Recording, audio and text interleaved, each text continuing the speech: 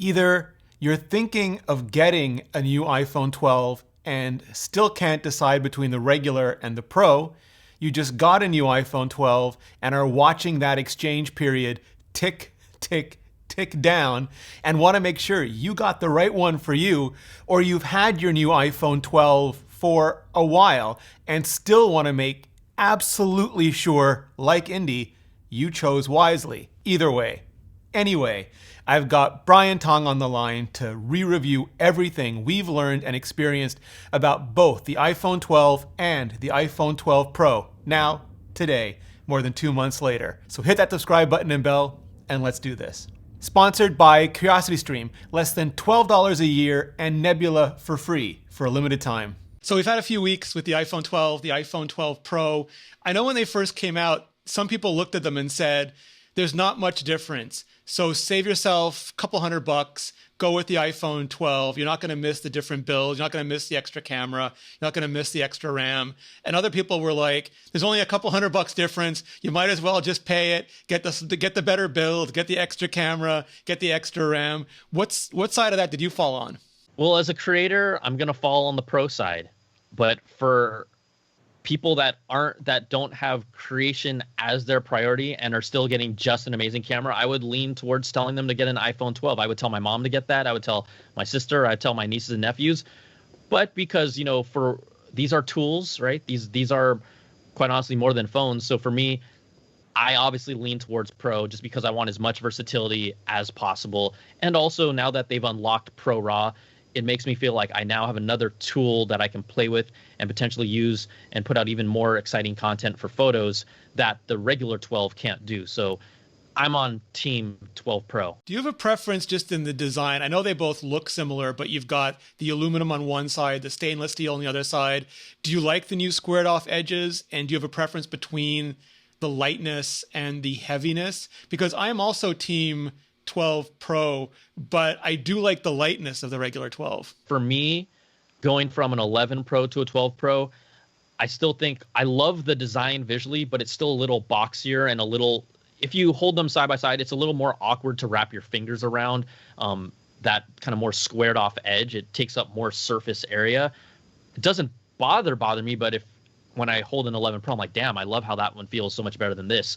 Quite honestly, from the weight, and just even the build, whether it's the aluminum frame or the steel frame, I actually, because most of us are rocking a case, I was so excited to get a gold iPhone 12 Pro, and I was like, oh, I can't wait! This is my first gold iPhone. I don't even see that. This could be any color iPhone. So from that perspective, that actually doesn't matter for me from the aesthetic standpoint. But I mean, the 12 is a killer phone. But I'm a 12 Pro. Another one of the big things was just so much drama around 120 hertz that Apple didn't do it this year.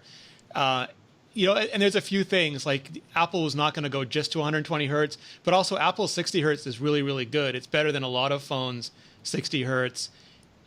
What was your? I kind of forgot about it. Like I love 120 hertz. I would take it in a second if they offered it, but I've barely thought about it since. I'm 100% in your camp. I love 120 hertz on the iPad Pro.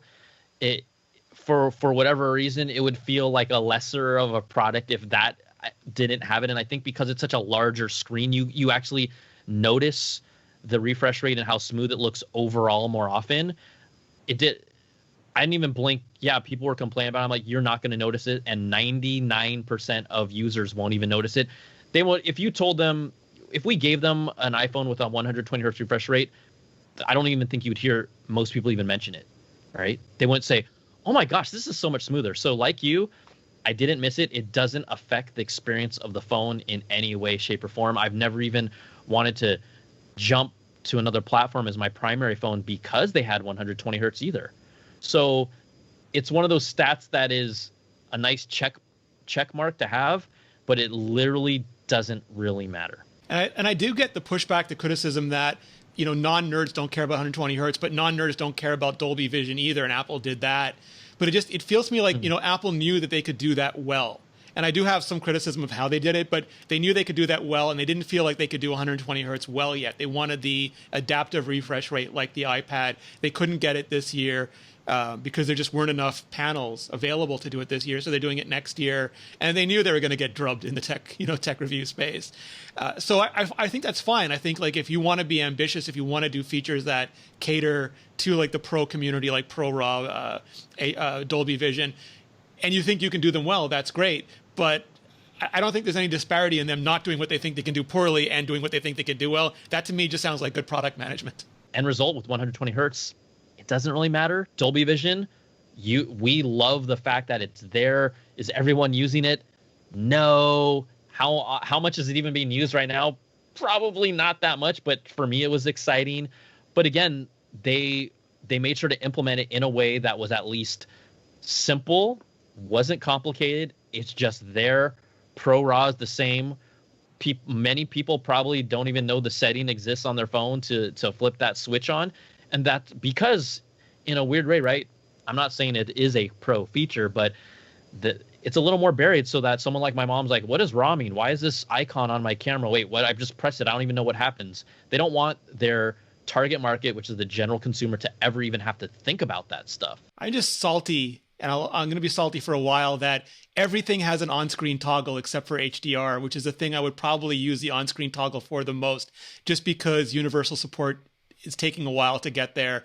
And I forget when it's on, and then I'm like, I've got to deal with this now. And I've either got to grade it manually in Final Cut, which takes forever, or I've got to find an old iPad to airdrop it to so that it sends the SDR version tone map instead, and then round trip it to my Mac to get the SDR version. Likewise, with the iPhone 12 and 12 Pro, I think some people are upset with the 5G because it does add considerably to the price. Like, Qualcomm's going to get paid, and not everybody has usable or any 5G. And it's sort of like back in the day, we felt like we were all paying the CDMA tax for the Qualcomm modem in countries that didn't even have CDMA. And now it feels like we're paying the 5G tax, even if we don't have it. I think what's interesting with that conversation is, okay, so we are definitely paying because this phone has 5G. 5G is pretty much, look, I literally have not, within a 10-mile radius of where I live, have been even able to pick up a true 5G signal on my phone. So to me, it's just like whatever. But at the same time, it would have looked, Apple wouldn't be able to explain away like, no, 5G isn't ready. If they came out with if the iPhone 12 lineup was a 4G phone, I think people would have poo-pooed them on that, right? So this is a situation. They got grief for it over the 11. Right. So this is a thing where, in a weird way, it was kind of not really a win-win situation, but the thing to do is just put 5G in there. You won't have to hear people bitch about it. Yeah, it's not ready, but it's not ready for everyone else. But at least it's something that people won't give us a hard time for. It'll help set things up for the future. But yeah, it makes our phones more expensive. But that was just one of those things that they kind of had to do. It's interesting to me because I do have 5G just in my little neighborhood. Like if I go 2 streets in any direction, it's gone. And I have, I think it's mid-band 5G. It's right. Frequency range 1, so I'll get like twice the speed I get on LTE. So instead of 150, I'll get 300 or like 350, something like that. And it's really good. It's just if once I walk 2 blocks, it's gone. So it feels like even now it's a year too early, and the modems are still really, hot and thirsty. But we are getting there.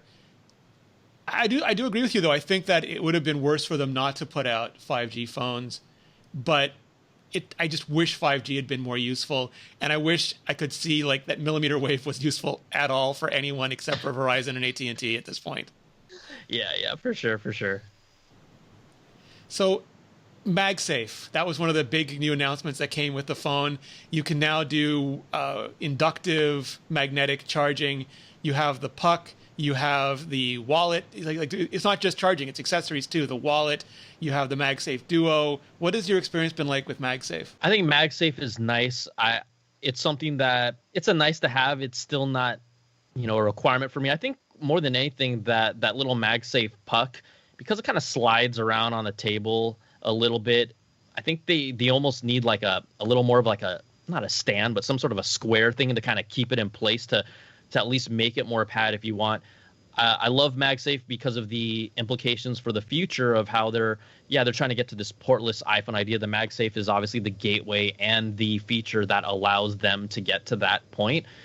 I would say, though, the MagSafe Duo charger, which I tried out, is a product that I see why they put it out there, but at 129 for what it does, for the fact that you can't take advantage of the full 15 watts of charging, and you actually, even if you buy the 20 watt USB-C charger, you only get like 11 watts output. You have to buy a $49 30 watt power adapter or higher to get the max wattage, which is 14 on that Duo charger, and that thing is $129.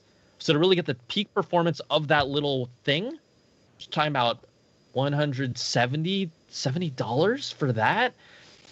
And also the construction it feels similar to the AirPods Max case material, just kind of vinyl-y, plasticky, not that great, just there. So I'm not a fan of that product. So for me, the MagSafe Duo, I think it was a product meant for a world where none of this shelter in place existed, where you had people who were wealthy, high Apple affinity, had a watch and a phone, and just wanted something small and premium they could fold up and carry around when they traveled. And the charging speed wasn't important because it was mostly going to be used overnight.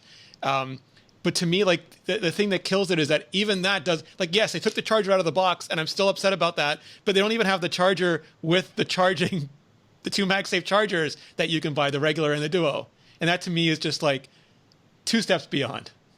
Come on, guys. Yeah, so I'm 100% there with you. I think we're in agreement with the Duo charger. It's total bad Apple. It's a bad Apple. You gotta lean into that.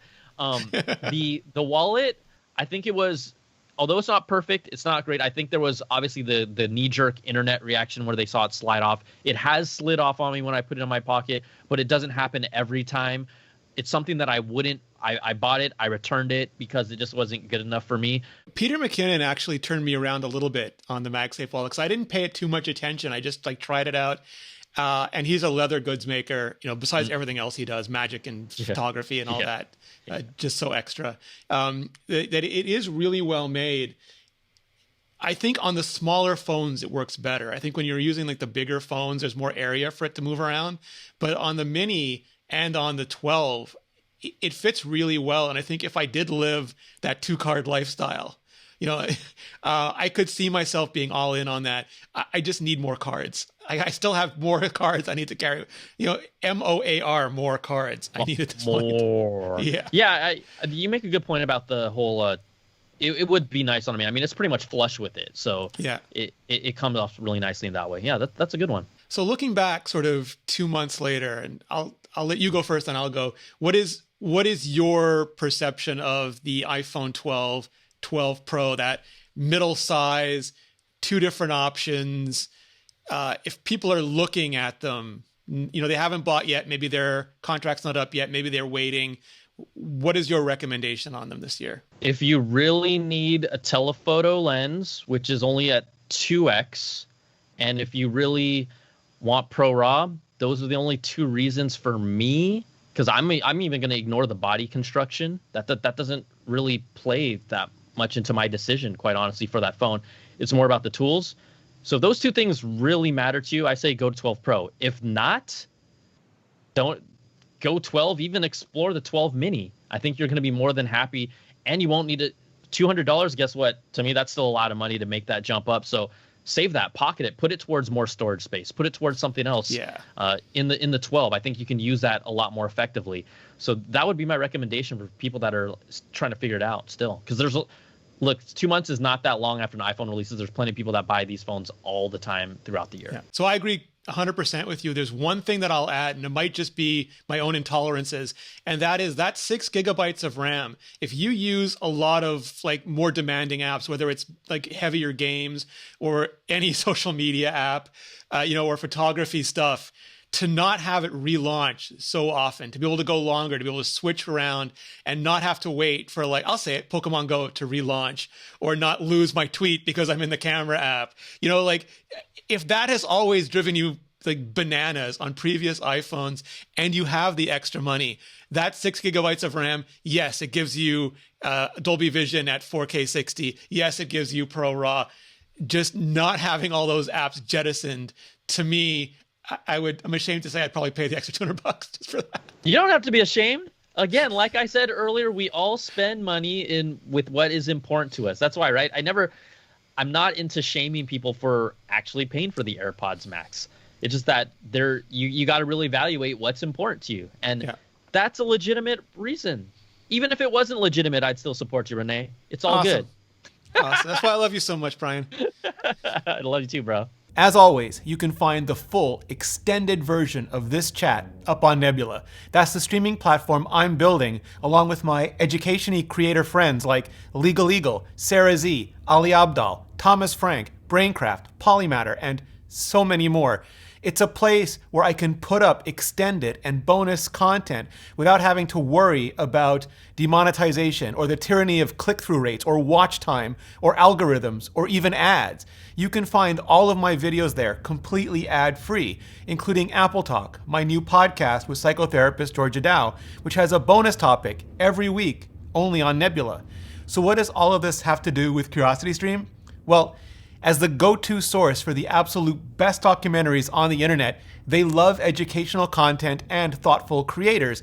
And so we worked out a deal where if you sign up for CuriosityStream using the link in the description, you not only get CuriosityStream, but you also get a Nebula subscription for free. And for a limited time, CuriosityStream is offering 41% off. 41% off their annual plans. That's less than $12 a year and an even better best deal, just the best deal in streaming. So click the link in the description and get CuriosityStream for 41% off and Nebula for free. Or you can go to curiositystream.com/ReneeRitchie. It's a great way to support this channel and educational content directly for less than $12 a year. Just click the link in the description or go to curiositystream.com/ReneeRitchie. And clicking on that link really helps out the channel. For a ton more on the iPhone 12, click on the playlist above. I've got in-depth analysis, reviews, and lots more to come. So click on the playlist and I'll see you in the next video.